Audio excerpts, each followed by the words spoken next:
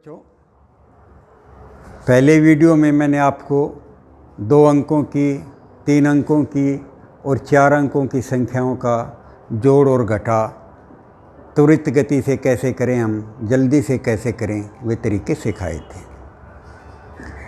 वास्तव में ये तरीके न सिर्फ 2, 3, 4 अंकों की संख्याओं पर ही लागू हैं, बल्कि आप अपनी प्रैक्टिस के द्वारा इन्हें और बड़ी संख्याओं तक भी लागू कर सकते हैं। जैसे मान लिया आपको 5 अंकों की संख्याओं का करना है, तो आप क्या करोगे, आप पीछे याद करो, जब हम 4 अंकों की संख्याओं का जोड़ करते थे तो हम क्या करते थे कि इस संख्या को 2 हिस्सों में बांट लेते थे, ऐसे ही करते थे ना।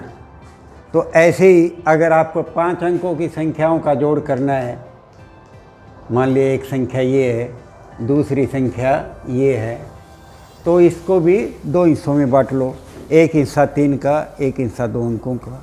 ऐसे ही अगर 6 अंकों की संख्याओं का जोड़ या घटा करना है तो उसे 2-2 करके, मतलब 3-3 करके 2 हिस्सों में बांट लो। 7 अंकों का करना है तो 3-4 करके बांट लो। लेकिन ये होगा तब जब तक आपको, अगर आपको 4 अंकों की संख्याओं की आपने पूरी तरह से प्रैक्टिस कर ली है, तब ही आप 5 अंकों की संख्याओं का जोड़ घटा कर सकते हैं।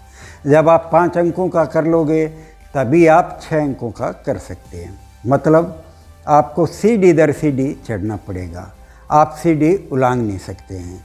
तो मैं समझता हूँ ये तरीका आपको समझ में आ गया होगा और आप अपनी आगे जो है इसकी प्रैक्टिस करते रहेंगे।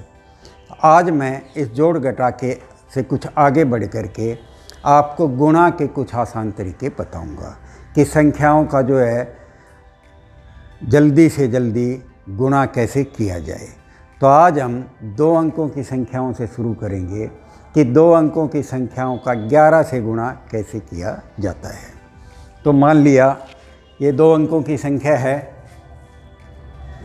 जैसे है 25 है, इसे हमें 11 से गुणा करना है। तो 2 अंकों की संख्याओं में 2 अंक होंगे, तो 11 से गुणा करने के लिए हम क्या करते हैं, पहला अंक तो वैसे ही लिखा जाएगा और इन 2 अंकों को जोड़ लो। कितना जोड़ आया, 7, इसको ऐसे ही लिख दो।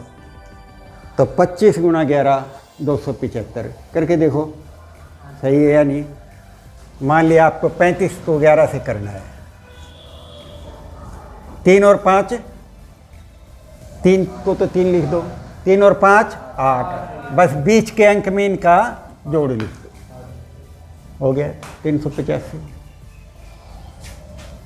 52 को 11 से गुणा करना है, कोई बच्चा करके बताएगा? हाँ बता बेटे। हाँ 5 7 2, वेरी गुड, आसान है ना। अब दूसरी बात, मान लिया डस्टर का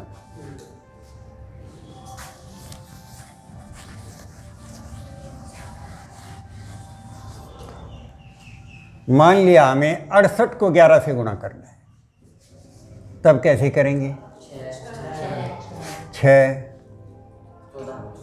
तो 14 तो हम लिख नहीं सकते हैं बीच में, है कि नहीं। तो अब हम क्या करेंगे, 68 को 11 से गुणा करना है, तो जैसे 6 और 8 14 हो जाता है, तो हम 14 में ये 1 10 हो गया कि नहीं हो गया, एक ये 10 की दाई हो गई, ठीक है। तो हम क्या करेंगे, 68 गुणा 11, तो 6 और 8 14, ये 6 किसको रिप्रेजेंट करता है, 60 को करता है कि नहीं।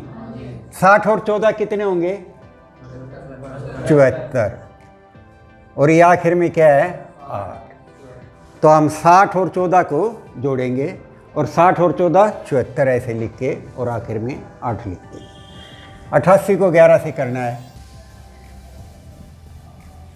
80 प्लस 16, तो कितने होंगे, 96 और 8, 900। आगे समझ लो। तो ऐसे हम 11 से, मेरे ख्याल से आपको समझ में आ गया। धन्यवाद।